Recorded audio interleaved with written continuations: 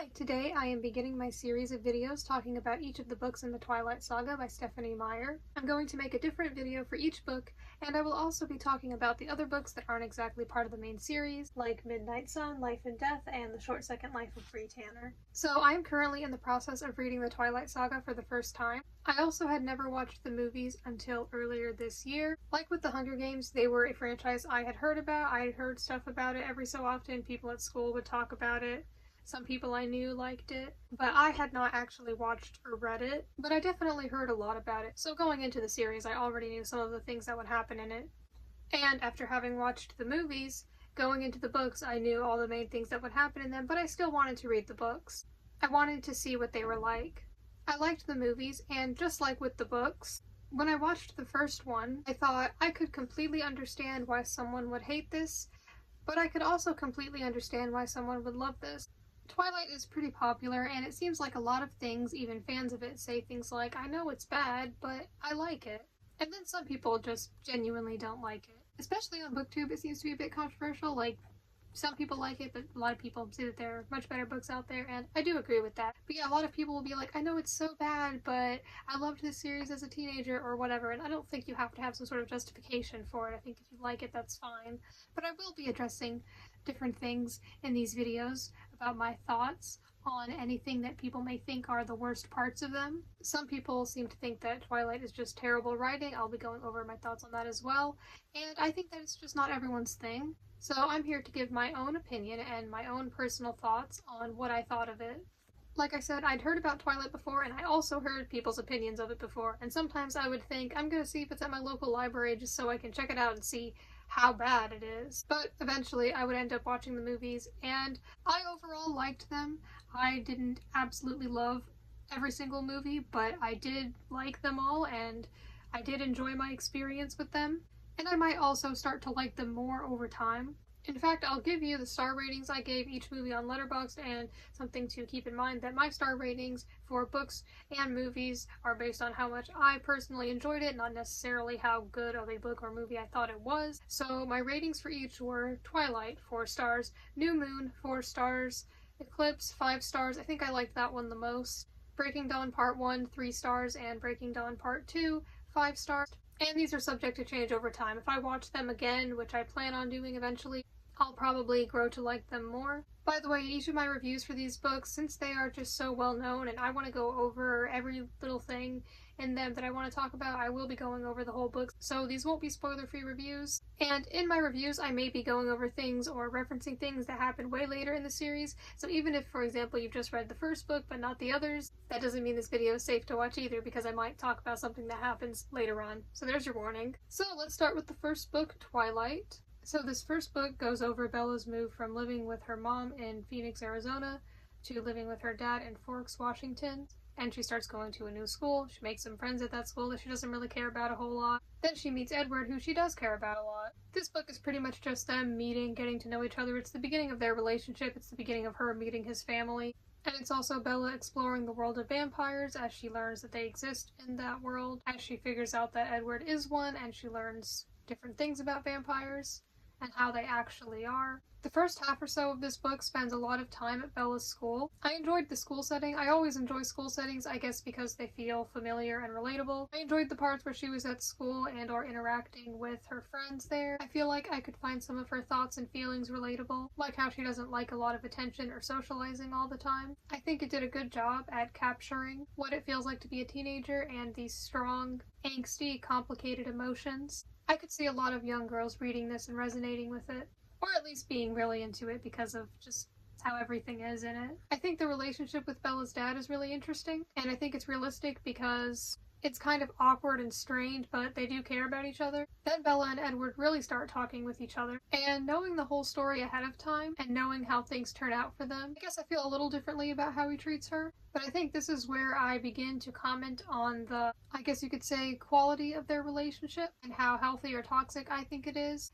because I know that's one of the main things that people talk about when they talk about this series, and things they don't like about it or things about it that they think are bad. Because I know some people view the relationship as toxic or problematic, and I feel like Edward is a little bit unnecessarily aggressive. I mean, I understand that it's complicated because he believes that Bella being with him would be unsafe for her and that she'd be better off without him.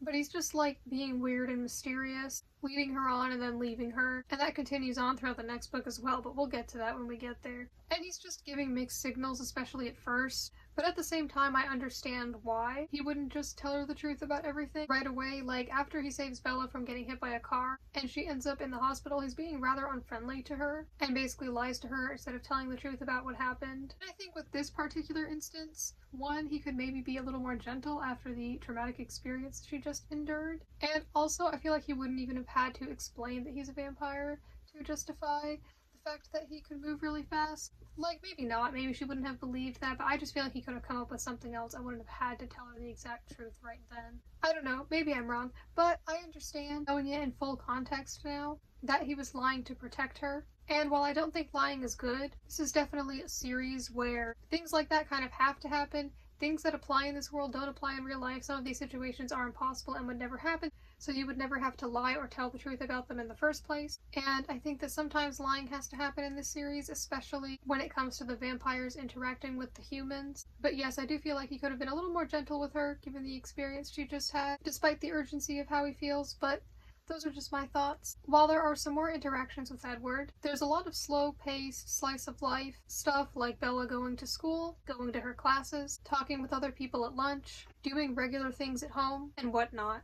So I could see how some people could find this boring, but I didn't really mind all the regular human stuff, like Bella talking about listening to a CD or reading a book or cooking. It's easy to understand and relate to, and easy to follow along with, and I personally didn't mind it. But I understand if someone expected more from a book that is part of a series that is supposed to be this supernatural vampire romance thing. Maybe they expected some more supernatural things to happen, but we will get there. I think that does happen more later on in the series. But also, this series is primarily romance, and besides the vampires, it's kind of contemporary, I guess. The series is not primarily something like action/adventure, which doesn't mean that there can't be a lot of supernatural exciting stuff, but I think it's understandable with the type of story that this is for there to be a lot more slowly paced stuff. I guess it just makes it feel more real, and I think a lot of it, besides the supernatural stuff, can feel pretty relatable. Bella and Edward continue to talk and hang out, getting to know each other better, and it's especially interesting and mysterious because Bella's trying to figure out what exactly Edward is. I think it was nice seeing them take the time to get to know each other and talk a lot, instead of their relationship just being some instant, forced thing. I know there definitely wasn't this much talking and getting to know each other in the movie. Then she meets Jacob, and I noticed this was handled pretty differently in the movie than it was in the book. In the movie, Jacob first shows up pretty early on. In fact, I think it's before Edward. I guess that makes sense. But yeah, in the book, she doesn't meet Jacob and talk to him until she goes to the beach with her friends, which happens a little later on. When Bella and Edward were first interacting with each other, I thought, oh, they're not getting along right now, but I know how things end up for them, so it's okay. And then when she's first interacting with Jacob, I was like, this just feels awkward. Eventually, though, I was able to read it without thinking about it much, and I was able to live in the present part of the story that I was currently in. So during this time with Jacob, she asks him about the stories and legends, and he tells them to her. This is very useful for her learning more about vampires and eventually figuring out what Edward is, as well as his family, but I do dislike how she basically just used Jacob and pretended to be kind and interested just to get information from him, thinking about herself and what she wanted. But I guess she was still kind to him and seemed at least a little interested in the other things he was saying. I feel like maybe Bella always did kind of genuinely like and care about Jacob, not as much as she genuinely likes and cares about Edward, of course, but, you know, at least a little bit. And at least a little bit at first, once she actually started talking to him. Not as much as Edward, that's simply not possible for her. I think she cared at least somewhat. In my review of the next book, I'll definitely go more into her relationships and interactions with the other people in her life, particularly her friends. But this was also the introduction to Jacob's interest in working on cars. I thought it was nice to see them, or at least one of them, talk about something that they're interested in. I think maybe once she actually started talking to him, she realized she didn't just want information from him, she was a bit interested and actually liked him a little bit. but she ultimately cares about Edward the most, and he is her main priority over everything, it seems. So the main thing that she got from this interaction with Jacob is the information she wanted about Edward being her main priority. She's pretty obsessed with him from pretty early on, and this obsession and infatuation doesn't seem to end, like, ever, in the entire series. As she's researching vampires and considering the very likely possibility that Edward might be one, she basically feels like it doesn't matter to her who or what Edward is. She's so desperate for him already. She doesn't care about if it puts her in danger. Her feelings for him just make her forget all logic. And nothing seems to make her feelings about him capable of changing. Also, Bella has this way of describing Edward that is a bit exaggerated. And this isn't just when she first meets him. This is pretty much every time she's interacting with him. He's described with words like his angel's face, his velvety voice, and there are numerous quotes I could read from, but here's an example of how her experiences with him are described, and a lot of the time, they're just talking or in each other's presence like nothing very significant is happening, and it's got her saying things like, "I tried to keep my eyes away from his perfection as much as possible, but I slipped often. Each time, his beauty pierced me through with sadness." I feel like that paragraph just describes the whole series. Yeah, it's mainly his voice, his face, and especially his eyes that are described like that. I understand things like his hands being described because they're cold and stone-like because he's a vampire, but as for the rest... Now, I'll let it pass because this is book Edward. Maybe movie Edward didn't do him justice. Maybe he really is just more beautiful than humans can comprehend. I don't know. Yeah, Bella's glorifying thoughts about him are something you're not really going to get in the movies, so they're interesting, to say the least, to read about. I think it's a bit much, but a lot of the writing is a bit much. I know a lot of people describe this book having purple prose, as they call it, and I know it seems to be something that a lot of people don't like. They think certain feelings, appearances, and actions are described too much, and I understand that, but I thought there was a lot more of that in the second book. At the time of recording this, I've also read the second book. But as for how I feel about it, well, I guess I don't really mind it. I can see how sometimes it would be a bit much, but I guess maybe I kind of liked it. Even though sometimes it did feel over the top, I think I ultimately do like how dramatic this series is. I think the atmosphere of not only the settings, but also the emotions is good because it really surrounds you and takes you into it, and I like the settings as well. That's one of the things I like about this series. There are a lot of little things about it like that are part of why I overall enjoyed the series. I really like the forests, and later on, there's stuff that takes place in snowy and icy settings, and I really like that. Now, when it comes to their love for each other, it kind of felt like something was kind of missing. Like, they do spend a lot of time talking with each other and getting to know each other. They don't just meet and then instantly start professing their love for each other and making out or whatever. But it's sort of like, why do you love each other? Why is this love there? Did you ever state why you love each other? It seemed more like they just felt interested in each other, which is understandable because Edward can't read Bella's thoughts for whatever reason, and then Bella finds Edward mysterious and attractive, and there is something different about him. Yeah, it just felt like they were interested in each other, started talking more, and then fell in love with each other, which isn't unrealistic or impossible, but yeah, like I said, it just kind of felt like there was something missing. I mentioned how Bella is always describing Edward as this really good-looking creature, but it seems to pretty much always be about his appearance or his voice. But does he make you feel genuinely loved and cared for? Does he make you feel valued? Does he make you a better person? Does he inspire you to do better? Do you have things in common? Do you like his personality? Does he have any good qualities besides his face? Where's this love coming from, or is it all based on physical attraction? Now, I understand that it absolutely could be all based on physical attraction, if not, at least mostly. It could very well be that. I mean, I know there's more to it than that. But that's not necessarily the most intriguing story because even though they seem in love with each other and obsessed with each other to the point where they wouldn't really leave each other, well, sort of, we'll get to that in the next book, it just doesn't feel like that interesting of a love story. Their interactions with each other are interesting because of the vampire stuff and all that. But as for, like, their relationship as a whole, you know, it doesn't feel like the most genuine, amazing love story, I think.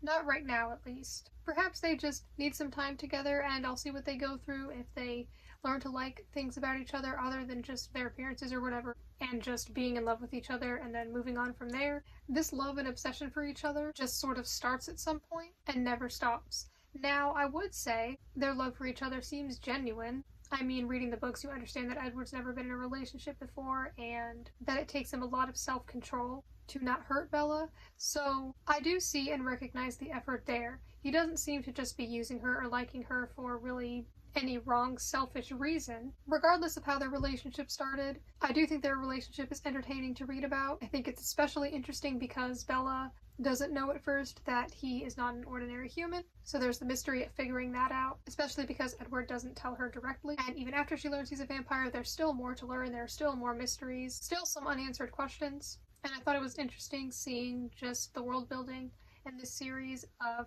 how these specific vampires work and their history. I thought it was interesting seeing Edward explain different aspects of his species to her, like how hunting works for them. And there's also the fact that Edward tries to resist her and stay away from her at first, believing strongly that he's not good or safe for her. But their attraction to each other is just so strong that they choose not to stay apart from each other, to become closer and learn more about each other. So they take that risk, and I think that whole thing involved, there being a risk to this relationship, is interesting. And it was also interesting how Edward, and eventually other people in his family, helped Bella learn more about what vampires are like and how they work, and the differences that different vampires can have from each other. As for if I have any other comments to make on their relationship itself, I can see how some people would find it problematic or toxic. I'm not sure if I would go ahead and call it either of those things, but I do understand some complaints. There are a few things here and there that I thought were perhaps a little concerning, but I don't think there was anything so far where I was like, no, that's absolutely not okay, that's inexcusable. But it's like the book gets away with things like that. Things like Edward lying or giving mixed signals at first, because he is in this complicated situation that just cannot apply to humans in real life. So the book gets away with it. And like I said, I do think that they genuinely care about each other. So that's good. Though that doesn't mean that it's impossible to hurt someone. I wouldn't say it's the healthiest, best relationship ever, but this is just the beginning of it, and while the origins of it seemed a little strange to me, I think that overall they're a fine couple, definitely entertaining to read about, and besides all the vampire stuff, some other aspects about it that I found particularly intriguing were things like how Edward was able to sneak into Bella's room at night. He would just be there, unbeknownst to Charlie, and he'd hold her as she fell asleep, and Charlie wouldn't know a thing or suspect a thing. I thought that was sweet, especially since nobody else was aware of it. I'm sure a bunch of teenage girls loved that. There was also the aspect of Charlie not knowing that they're together and Bella trying to figure out how and when she's going to tell him that, because while he's not super overprotective, I mean, he is still the father of a teenage girl, so there's that dynamic that was pretty entertaining to read about. Very much teenager relationship things. I did enjoy that. I will say, the line, "It appeared that Charlie was having an aneurysm," did make me laugh. That was pretty funny. And like I said, this is just the beginning of their love story. They're very young, or well, Bella is, so I'll read the rest of the books and see what I have to say as they become a little older and have more experience with each other. There's a lot of dialogue in this book, but I don't mind that. I enjoy dialogue. It's easy to understand, easy to follow along with. It means things are happening, sort of, or at least people are getting to know each other. A lot of it was good anyway, because it was Bella and Edward genuinely getting to know each other, instead of just jumping straight into a relationship. After reading the book, or even if you watch the movie first, it may feel that the movie, compared to the book, their relationship may have felt even more forced and even more like something was missing. It's like, where did all this come from? They ask each other a lot of questions. I especially thought it was nice after watching the movies first to see all these extra little conversations between them, which may not have been super important, so yeah, I guess they didn't need to be included in the movie, which they weren't. But I think that in the book, all these extra little pieces of dialogue and actions and whatever just makes the characters, the story, and the characters' relationships with each other feel more real. While there wasn't much Jacob in this book, I did think it was interesting seeing what we did see of him, particularly of his father, Billy, and how he doesn't trust the Cullens and he doesn't want Bella to be around them. So there's that tension in there and that conflict. And of course, she isn't going to listen to him, so that only builds more tension. Some of the legends that Jacob tells Bella during their time at the beach don't really come into effect until the next book. But I think it was interesting that all those things were said because that sets up the rest of the supernatural stuff that happens throughout the series. Like, that's one of the first times we really hear about that. And not just the weird things about the Cullens or whatever, but actually hearing about these creatures. I thought that the whole Cullen family was really interesting. I thought it was nice seeing how Bella slowly becomes more acquainted with each of them, and for some of them it takes longer than others. I like how each of them, and the vampires in this world in general, have different supernatural abilities. I thought it was interesting to learn about each of their backstories, and that's something we learn about throughout the whole series, but it starts in this book. And learning about the things they've done, considering that they are much older than the humans, and where they're from, the places they've lived in, especially with someone like Carlisle, who's really old. I like how some of the Cullens are really kind and accepting towards Bella early on, but with others it takes longer. Like with some, they make her feel like she's already a part of the family. And then with some of the others, realistically, they are not super trusting or accepting right away. I really liked Alice in the movies, and I think she may be my favorite character in the series overall. I like how kind, sweet, and grateful she is. She's accepting of Bella really early on, and she seems genuinely interested in getting to know her, and she's really helpful. And I don't just mean with her power, though her power is interesting. I also meant like she is always helping out. But she can absolutely be more serious and in control when she needs to be. I understand how some people could find this book boring and that they feel like nothing really happens until about 300 pages in. Personally, while I do think it picks up there, I didn't mind everything that led up to it. I enjoyed all those before parts as well. I think that maybe it depends on the genre and the content of the book when it comes to finding things boring. I'm more likely to find things like maybe a lot of uneventful traveling or a bunch of complicated stuff happening that I don't understand. I think I'm more likely to find that boring compared to regular human things and talking things that are easy to understand. But the stuff later on with Laurent and the phone call and the dance studio and all that was pretty interesting as well. I thought the epilogue was nice. I especially liked the part about how Bella assumed that Edward and his family got her all dressed up for a different occasion other than going to the prom. An occasion that she would have liked more than that would have come to her mind and not what was actually happening. That just felt like a familiar, relatable feeling of not knowing exactly what's going to happen, but having some kind of higher fantasy to the point where it was a bit delusional, but it's what you wanted, so you couldn't help but think it. And then she felt a bit embarrassed to admit it afterwards when she learned that was not what was happening. Though I do kind of dislike how they forced her to go to it. Especially the fact that it was done unknowingly, like they basically just didn't tell her where they were taking her and just took her there. Especially because she expressed multiple times that she didn't want to go. Yeah, maybe some people might think that's not a big deal. And it wasn't something that put her in danger, but still something that she expressed how she felt about it, and they were just like, okay, well, this is what we want, so we're gonna do this. I didn't really like that. I like the Cullens for the most part, but they're not perfect. Even if it was seen as a good, fun kind of event, she didn't want to go to it, and maybe she did end up enjoying it. So I guess that's good. I don't think that it makes Edward and Alice and the rest of them just completely horrible, selfish people. I just think that it's one little complaint that I had. However, perhaps it's good that this scene happened because it was an interesting scene, especially when Jacob comes in and what he tells Bella about what his dad said. I think that that was good for setting up the next book and the rest of the series. I hear a lot of people say things like Bella doesn't have a personality, or just these overall complaints about how awful of a protagonist she is. And I gotta say, reading that first book, I didn't really feel that way about her. I can understand some of the complaints, but let's address her supposedly not having a personality.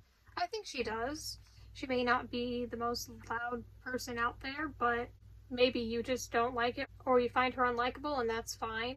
I think she's generally reserved, but can be very caring and passionate about those she cares about. I think she's clearly very emotional and a deep thinker. Whether or not all her decisions are smart is debatable. She definitely does think a lot. I think she can be really helpful whenever she applies herself. She seems to do decent in school. I'm not sure if it's this book or the next book that she starts working, but she seemed to do well with that. But I guess I do understand what people mean when they say things like she doesn't have a personality. Some people have also said things like she doesn't think, and well, clearly that's not true, especially following her perspective in the book. But I can agree with her sometimes not making the best decisions. She does know how to cook decently. She did do some reading at some point. She likes some music. She's shown to have hobbies and do things. So she does have some hobbies and things she does outside of school, work, and being infatuated with Edward. I do think she was a bit disrespectful towards her father at times, but of course she's not going to be perfect or completely just respectful all the time. Again, some of this could maybe be excused because she's just trying to protect him from this supernatural situation,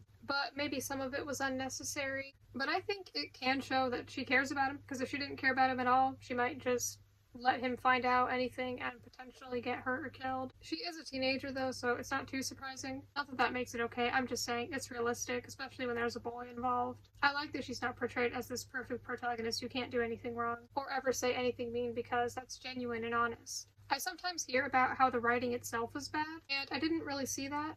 I didn't see any problems with it, it looked professional to me. I guess that's maybe just a matter of personal preference. Perhaps some people didn't like how certain things were described or written within it, and I get that, but I didn't mind that. I guess it's ultimately a matter of opinion, but I don't think it's bad writing on a technical or storytelling level, but everyone has different tastes. Maybe some people just don't like this writing style, but I didn't mind it. I enjoyed it. For me, I think a lot of why I enjoy Twilight is just a lot of the little things, like the time it takes place in, the time it was published, the settings, and the fact that they go to school and are teenagers and all that. I like those things. I like the vibes. I like the atmosphere. I like the woodsy forestry settings, the emotions, the familiar settings like school or a dance studio. I think vampires are cool, and some other things I've mentioned throughout this video or maybe forgot to mention. Just like with the movie, I ended up rating this book 4 stars. 5 stars felt too high, but I did ultimately enjoy it. I liked a lot of things about it, and I liked the story, and it wasn't, I enjoyed it in a it's so bad it's good kind of way. Like, I did genuinely enjoy it for the most part. I could absolutely see how some people could find it cringy or bad or whatever. I think that it's definitely not for everyone, especially if you're not the target audience, but I liked it. It's definitely not perfect. I'm not saying this is the best book or best book series ever, or that it contains the best, healthiest example of romance, but so far the romance doesn't seem to be absolutely horrible to me. I don't know if I'll ever feel that way about it. I didn't really reach that point with the movies. I just don't think it's bad, but I also think this is the kind of book where it's just not going to be everyone's thing. It's not the kind of book that I think everyone should read. It's just for certain people, and I think that many people ended up enjoying it. It's not everyone's thing, and that's okay. Before watching the movies, I knew some things about the series, but not very much, and I remember asking what could they possibly be doing for 5 whole movies, because I didn't really know much about the plot and stuff. Do they just kiss in the woods for 5 movies straight? Like, I thought there was something to do with the woods, and I was right. I knew that it involved the forest and the woods, and I guess that guess is part of it. Now I've learned what the series actually entails. It feels cool to actually finally get into it after only having just heard about it before. And I'm enjoying the journey so far, and I'm excited to share my thoughts with you on the rest of the books.